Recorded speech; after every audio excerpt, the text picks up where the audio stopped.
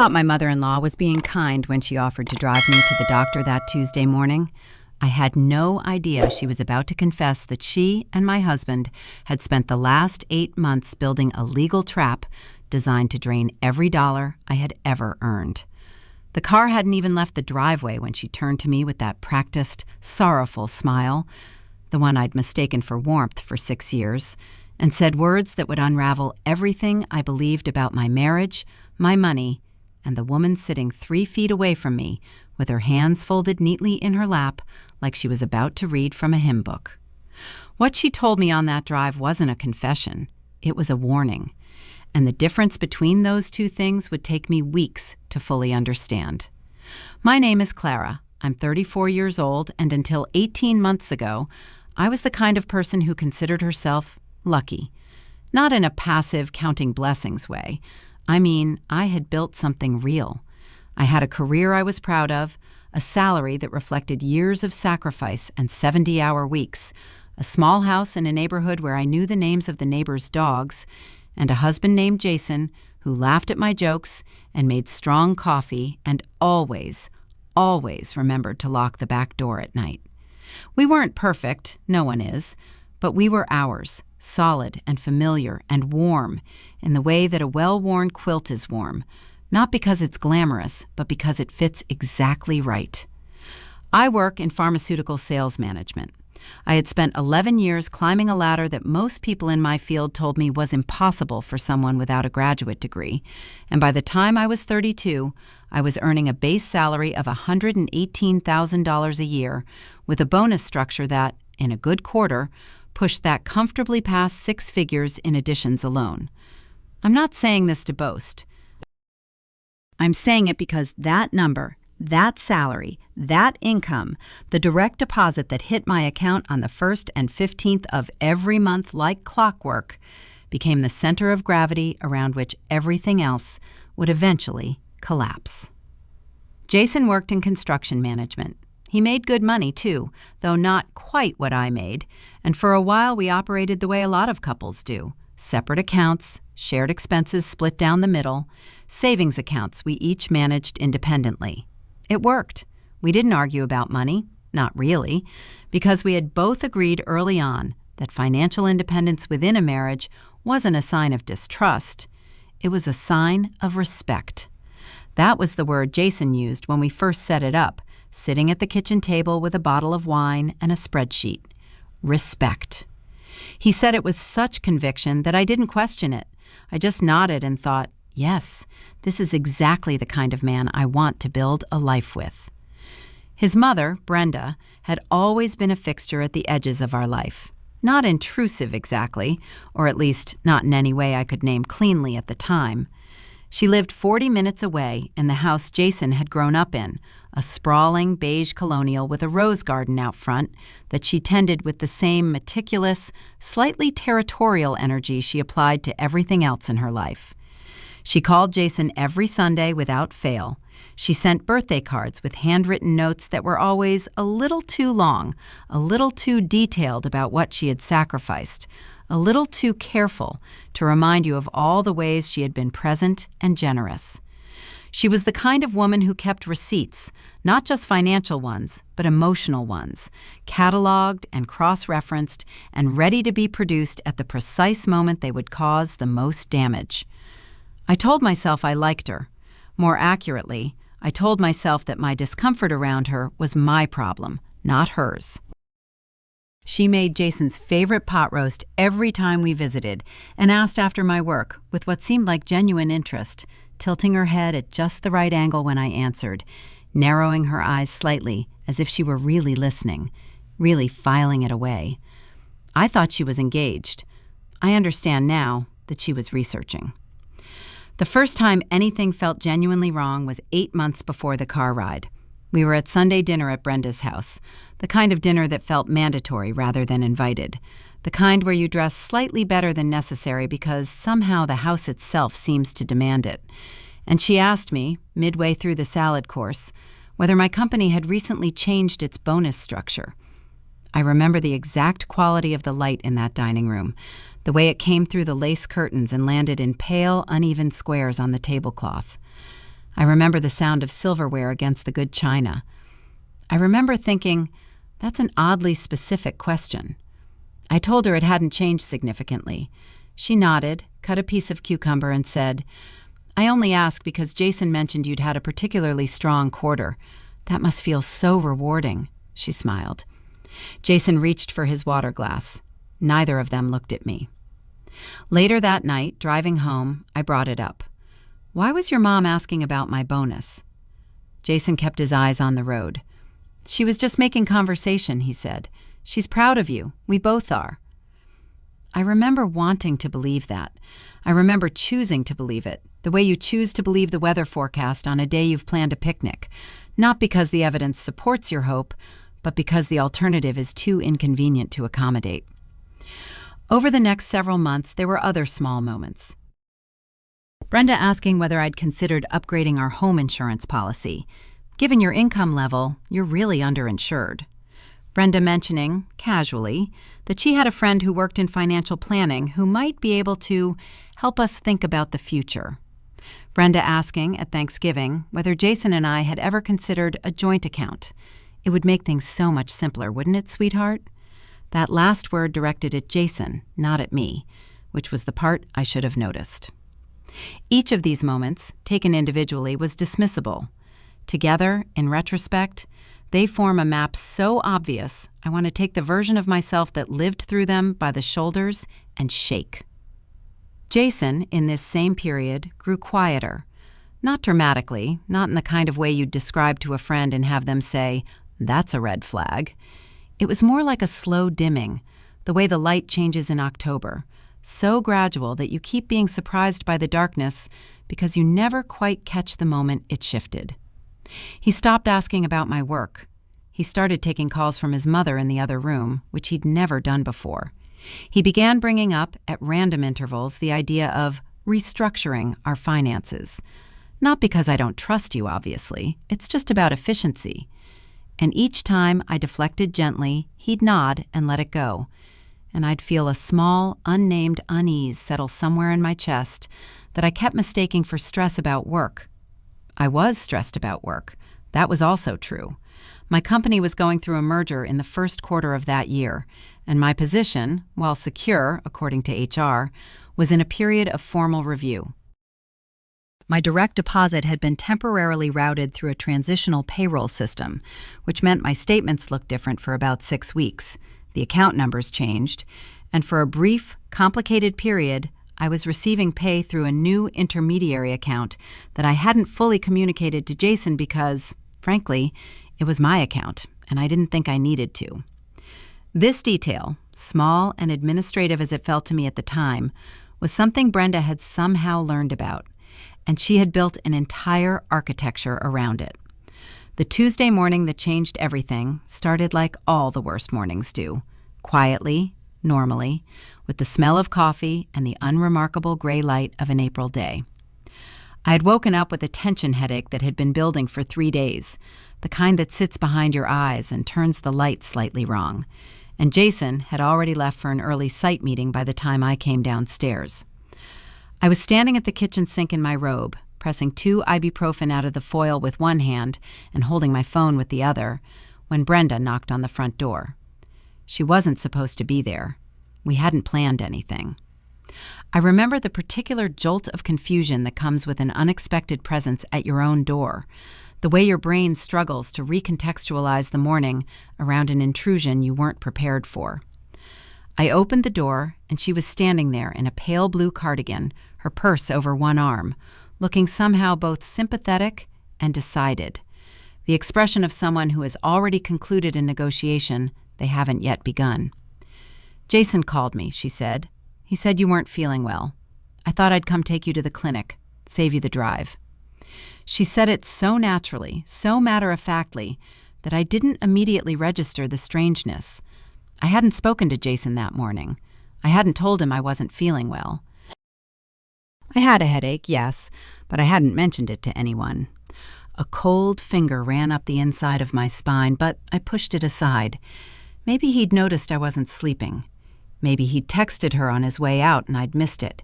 Maybe. "I'm fine," I said. "Just a headache." "I know," she said. And then, and this is the part I've replayed more times than I can count, she said, "Tell everyone you feel sick. I'll take you to the clinic. I'll explain on the way." The words themselves weren't threatening. The tone was almost gentle. But there was something underneath them, something compressed and deliberate, like a sentence that had been rehearsed so many times it had worn smooth. Tell everyone you feel sick. Not feel sick. Tell everyone. I stood in my doorway in my bathrobe with the taste of ibuprofen dissolving on the back of my tongue and felt the world shift very slightly on its axis. I went and got dressed. I don't know why. Something in her voice made refusing feel impossible. Not because she was aggressive, but because she was certain. And certainty in someone who has already decided something can be more coercive than any threat. I put on jeans and a gray sweater. I told myself it was probably nothing. I got in her car. She didn't take me toward the clinic. She drove in the opposite direction, toward the highway. And for the first several minutes, she said nothing at all. Just drove with her hands at 10 and 2 and her eyes on the road. The silence was thick and pressurized, the kind that knows it's about to break. I watched the neighborhood scroll past the window, the park, the coffee shop, the dry cleaner with the striped awning, and felt something between dread and surreal calm, the feeling of a person who has not yet been told they're in danger, but whose body has already begun to prepare. "There are some things," Brenda began, "that I think you should know before this goes any further." She didn't look at me. Her hands were completely steady on the wheel. "What things?" My voice came out smaller than I intended. She exhaled through her nose. Not quite a sigh, more like a measured release, like someone who has been holding a position for a long time and is finally, carefully letting it shift. "I have been trying," she said, "for the better part of a year to protect my son. I want you to understand that. I have not been acting against you, Clara. I have been acting for him. There is a difference." I waited. "He came to me last March," she continued, very upset. "He told me that he had discovered some financial irregularities in your household accounts, money that was being moved without his knowledge, transfers he couldn't account for." She paused, and in the pause, I could feel her watching my reaction from her peripheral vision, even while she kept her eyes on the road. "He was worried. He didn't know what to do. I suggested we consult someone." My hands, folded in my lap, had gone cold. "What do you mean, irregularities?" I said. There aren't any irregularities. My accounts are mine. They've always been separate. Jason knows that." "He knows you have separate accounts," she said, with a delicacy that was almost surgical. "He didn't know about the transitional account." She let that land. The one that received approximately $32,000 in the spring from a source that wasn't immediately traceable to your employer. The number hit me like ice water. That was my payroll restructure. That was the transitional payroll account. That was $32,000 in salary, deposited during a 6-week window when my company was migrating payment systems. There was nothing irregular about it. I had documentation. I had a letter from HR. I had pay stubs. I had, and this is when the cold in my hands began spreading upward toward my chest, I had all of that documentation at home, in my files, in the house I shared with Jason, in the filing cabinet in the home office that we both had access to. "Brenda," I said, and I was working hard to keep my voice level, "that was my salary, from my job, during a payroll transition. I have documentation. Jason could have asked me about it at any time." "He felt," she said carefully, "that you weren't being transparent. He could have asked me. He was afraid of your reaction." I looked at her then, really looked at her, turned my whole head and studied the profile of this woman I had shared holidays and Sunday dinners with for 6 years. There was nothing on her face that looked like conflict, nothing that looked like regret or discomfort, or the specific quality that appears on a person's face when they know they are about to wound someone who did not deserve it. She looked calm. She looked resolved. She looked, I thought, with a sudden crystalline clarity, like a woman who had been planning this drive for a long time. "What did you do?" I asked. My voice had gone very quiet. She took the highway ramp, merged smoothly, checked her mirrors. We consulted a financial attorney, she said. We filed a formal notice of financial misconduct with the court on the grounds of undisclosed income and potential asset concealment. You would have received the paperwork by the end of the week. She paused. I wanted to tell you in person first. I thought you deserved that. The world went very still. Inside my skull, something that had been a tension headache rearranged itself into something else entirely, a roaring, white silence that was somehow both loud and absolutely empty. I was looking at the gray ribbon of highway unspooling ahead of us, at the pale April sky, at the green exit signs ticking past, and I was trying to fit the shape of what she had just said into a reality that made sense. And it would not fit. It would not fit. The edges were all wrong. Financial misconduct, a court filing, undisclosed income, asset concealment, my salary, my payroll transfer, my $32,000 that had landed in my transitional account during a merger and that I had not thought to announce to my husband because it was my money, always had been, was never our money, and they had taken that silence and built a legal case inside it. You filed against me, I said. Jason filed, she said, with my guidance. He filed against me. She didn't answer that directly. Instead, she said, there's a meeting scheduled for Thursday with both attorneys. I'm telling you now so you have time to prepare. I thought it was the kind thing to do. I want to describe what I felt in that moment, but the honest answer is that I felt several contradictory things simultaneously, layered on top of each other like geological strata. There was the cold shock of betrayal, yes, but underneath that, a confusion so profound it was almost dizzying, because the story she was telling didn't match any version of my life I recognized. And underneath even that, beginning to push upward through the layers, like something that had been waiting underground for a long time, was something I could only describe as the slow, terrible beginning of rage. Not the hot, disorganized rage of a person who has been startled. The other kind. The kind that is very cold and very quiet, and that knows, even before you've fully assembled the evidence, exactly how serious things are. I turned back to the window. I watched a truck merge into the lane beside us. I made myself breathe, slowly and deliberately, through my nose and out through my mouth, the way you breathe when you are trying to keep something large and dangerous very, very still inside yourself. Take me home, I said. She didn't take me home right away. That was the first thing I understood, that even my instructions, spoken clearly in her car, on her terms, were subject to her judgment. She drove for another 4 minutes before taking the next exit, and in those 4 minutes, I sat with my hands in my lap and my face turned toward the window and said nothing, because I understood with sudden, perfect clarity that anything I offered could become a brick in a wall designed to contain me. She pulled into the parking lot of a gas station, put the car in park, turned to look at me directly for the first time since we'd left my driveway. I'm not your enemy, Clara, she said. I looked at her. I took in the blue cardigan, the pearl stud earrings, the silver hair cut neatly at the jaw, the hands folded in her lap like a woman about to deliver a sermon.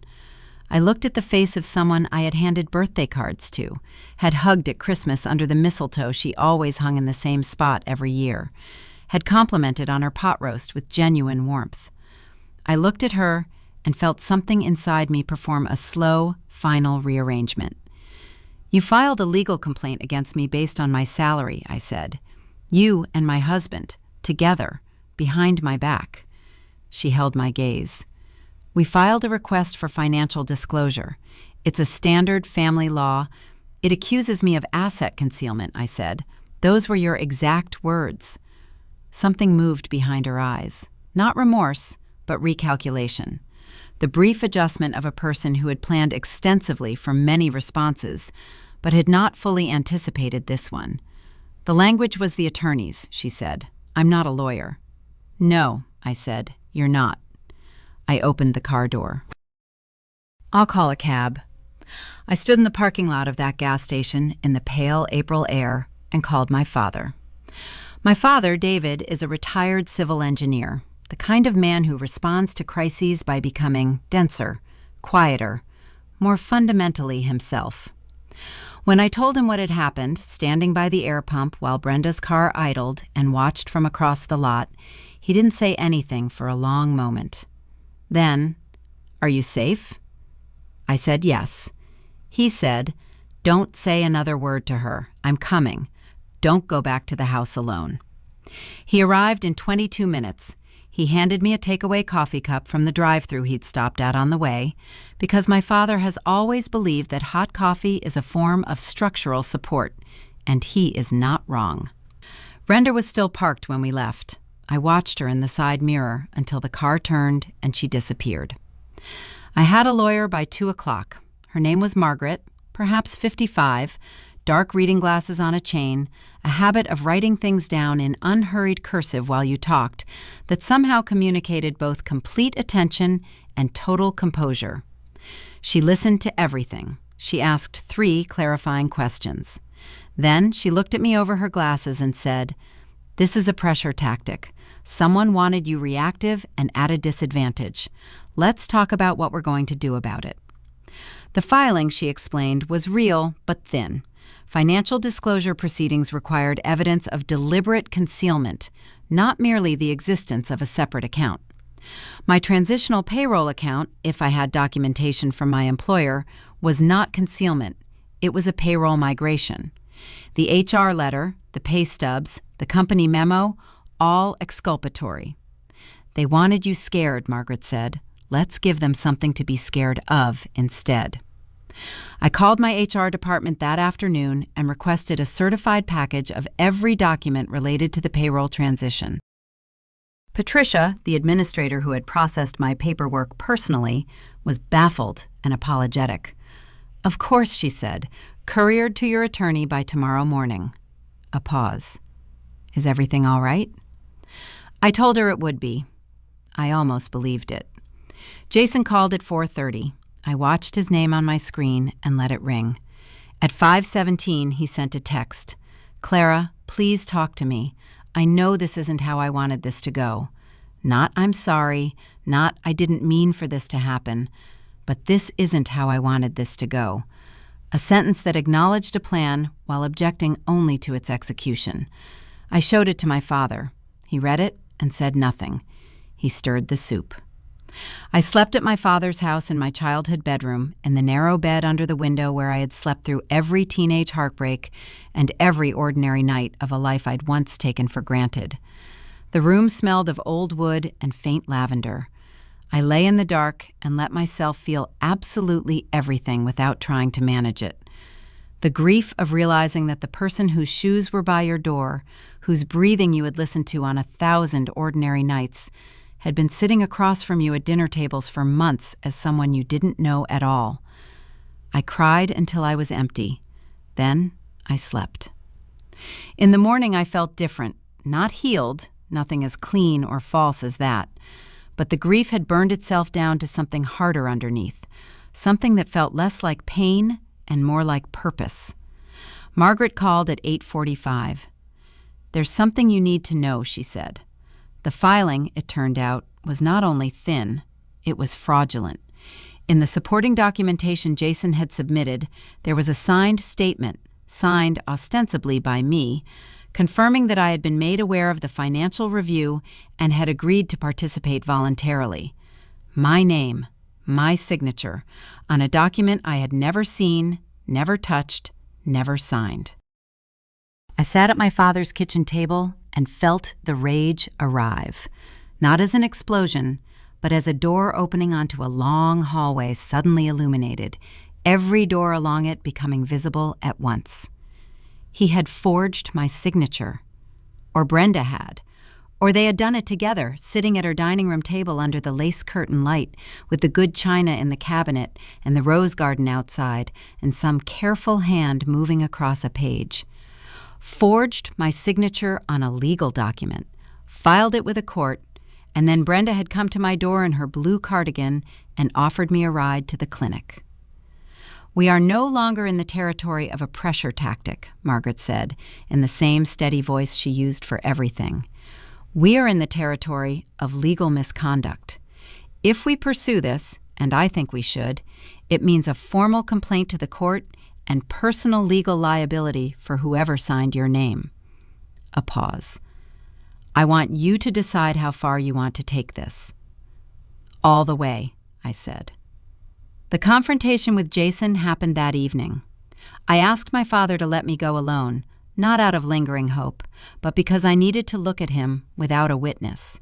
He was at the kitchen counter with a glass of water when I came through the door, and he looked at me with an expression I had never seen before.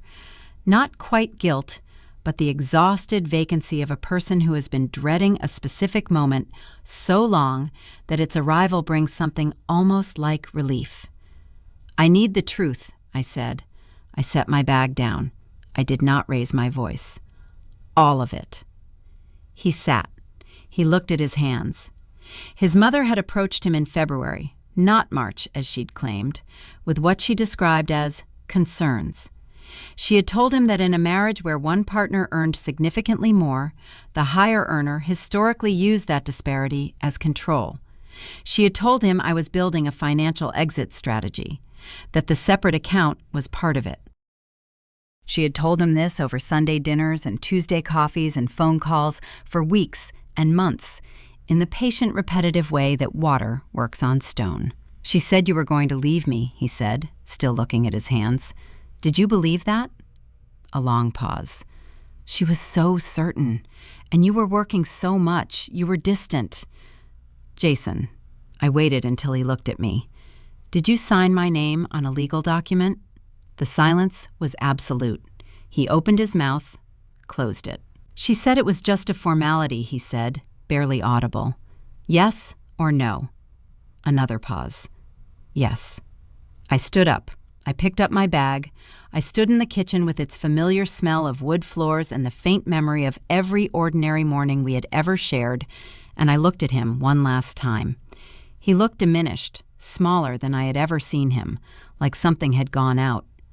"Call your attorney tonight," I said quietly. "Tell him you're withdrawing the filing. Tonight, not tomorrow, because if I go back to Margaret with this, we won't be discussing withdrawal. We'll be discussing forgery charges." He nodded. He didn't argue. He didn't say his mother's name. I walked out. The next 6 weeks were not quiet, but they were purposeful. Margaret filed a formal complaint documenting the fraudulent signature and requesting full dismissal. Jason's attorney did not mount a defense. The filing was withdrawn within 48 hours. Brenda hired her own attorney, which told me everything about how she had intended this to end. But faced with handwriting analysis confirming the forged signature, there was very little to do except negotiate her exposure. She was required to pay Margaret's full legal fees. She received a formal court reprimand. Her attorney faced a separate bar inquiry. None of this made headlines. These things rarely do. The machinery of justice in family law runs slowly and without drama, in fluorescent-lit conference rooms with bad coffee and careful language. But it ran. And in running, it formally, officially, permanently contradicted every version of events Brenda had ever offered. Jason and I divorced 8 months later. He moved into an apartment across town. I sold my share of the house at market value because I wanted clean edges, and found a second-floor apartment with tall windows and a balcony that faced east. I filled it slowly with things I had chosen alone for reasons entirely my own. My father came for dinner the first Saturday after I moved in. We drank wine on the balcony in the early autumn dark and talked about ordinary things: his garden, my work, a novel he was reading.